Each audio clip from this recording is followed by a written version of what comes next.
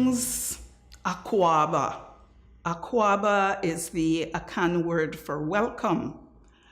Even though I was not born in Ghana, the stories that I will be sharing have their origin in Ghana, and they spread throughout the diaspora wherever Africans were enslaved, who were taken from Ghana, and the stories have traveled and have been told over and over and over by the descendants of those Africans who were enslaved in various parts of the world.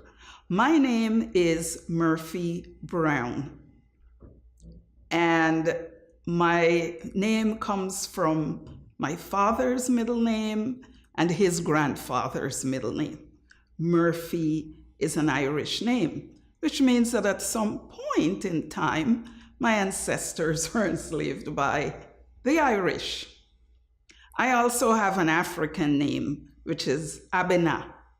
Abena is the name of a girl who was born on a Tuesday, and it is an Akan Day name from Ghana again. Some of my ancestors were taken from Ghana, and that is why I embrace that culture. And the stories of Anansi, the original Spider-Man, originated in Ghana with the Akan people. Those stories traveled in the minds, in the brains, in the emotions of those enslaved Africans who ended up in places like Suriname, in South America, in Guyana, which is also in South America, and where I was born. Guyana used to be British Guyana because the country was colonized by the British, and in Suriname, the language is Dutch because that South American country was colonized by people from the Netherlands. And British Guyana, of course, was colonized by the British, which included people from Ireland, Wales, England, and Scotland. So we have all these names in Guyana. I was born in British Guyana because I was born before May 26, 1966, which is when Guyana became Guyana, when we gained independence. And tomorrow will be 52 years since Guyana gained its independence.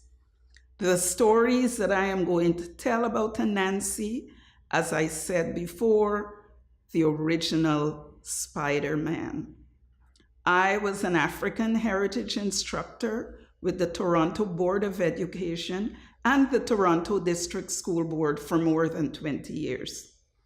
And the stories of Anansi always enthralled my students. So I'm very happy to be able to share those stories over a few sessions. Storytelling from the diaspora, because that is where these stories that I am going to be telling have come from. The stories survived 400 years of slavery, and whoever enslaved the descendants of the Akan people, those stories have survived in various languages, in Dutch, in French, in English, in Portuguese. The story of Anansi survived, and those stories encouraged the Africans during that dreadful period when they were enslaved, when they were considered property, when they were sold and bought and branded and worked to death. Those stories helped them to survive because the stories are about the little Anansi, the spider, who outwitted great big animals. So these stories were an inspiration to the enslaved Africans who were brutalized, who had to find ways to survive and outwit the people who enslaved them. And they did outwit them in many, many ways. It wasn't always armed struggle, although that did happen. And in Guyana, there were a few instances, beginning with February 23rd, 1763, when the enslaved Africans in Berbice in Guyana rose up and seized their freedom for an entire year. They had the numbers to free themselves, but they were tricked by the Dutch, who had colonized Guyana at that time. While Kofi and his lieutenants, Atta Akraba, were negotiating with the Dutch in good faith,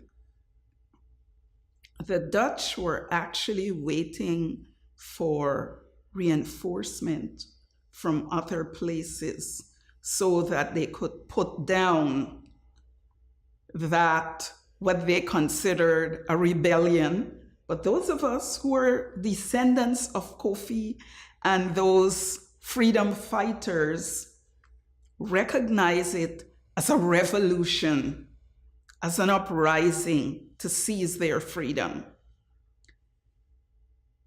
The Anansi stories probably encouraged and sustained Kofi and his people.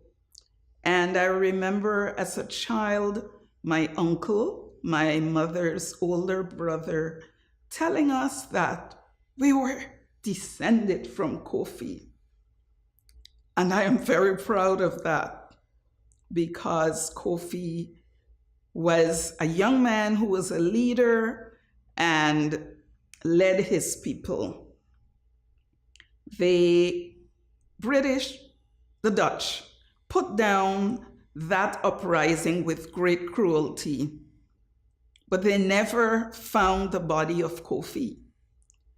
And I love to think that Kofi escaped to Suriname, where the group of enslaved Africans in Suriname had fled into the rainforest, evading the Dutch, and remained there for generations, and they still live there. So I like to think that Kofi made it over to Suriname, which is next door to Guyana. All you need to do is cross a river. Kofi and those Africans fought. They lived.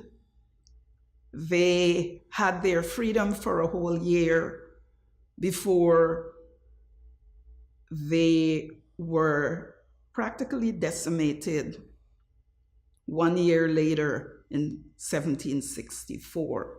By March 1764, it was all over. And the Africans struck that blow for freedom. And eventually, Guyana did become a free country centuries later. And there were more than Africans in the country by that time. But the Africans were the ones who cleared the bushes, built the buildings. They made Guyana livable for people who came after them. And this story is not only about Guyana, although I was born there, and that's why I'm speaking about Guyana, because that is what I'm familiar with.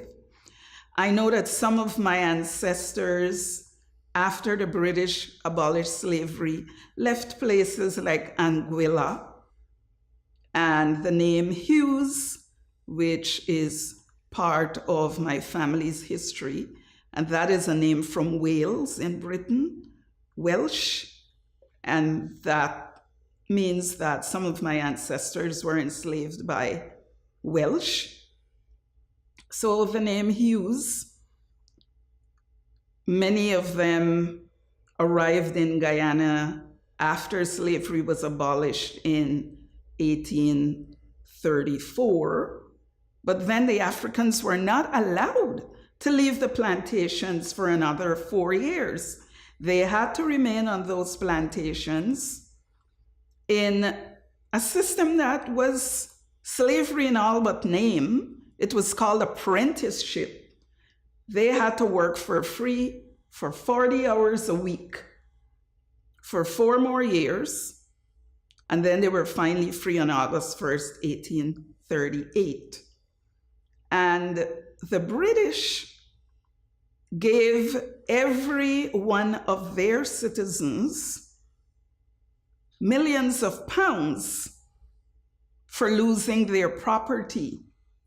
That's what the Africans were considered, property. So those British people, whether they were Irish, Welsh, Scottish, or English, they received millions of pounds for losing their property.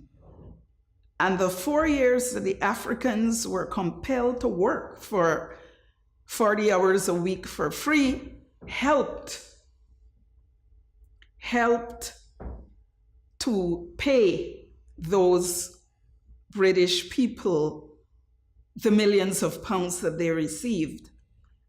And the money that was made on the backs of my ancestors has helped to enrich the British and maybe other people, maybe the Dutch, because I'm sure some of my ancestors were in Guyana during Dutch enslavement. Let me get back to Anansi, because those are the stories that I will be telling about Anansi. And the Anansi stories came from Ghana, traveled in the holds of those slave ships, horrible, horrible, horrible conditions, where some Africans preferred to jump overboard rather than be enslaved. But my ancestors obviously didn't jump overboard, because here I am. They survived, and I am here today to share with you the stories of Anansi, the original Spider-Man. In the next episode, I will be telling you how the name Anansi became attached to the Anansi stories. So thank you for listening. And I love sharing these stories with you, as I shared with my students during the years I was an African heritage instructor at the Toronto Board of Education and the Toronto District School Board. Thank you. Asante sana.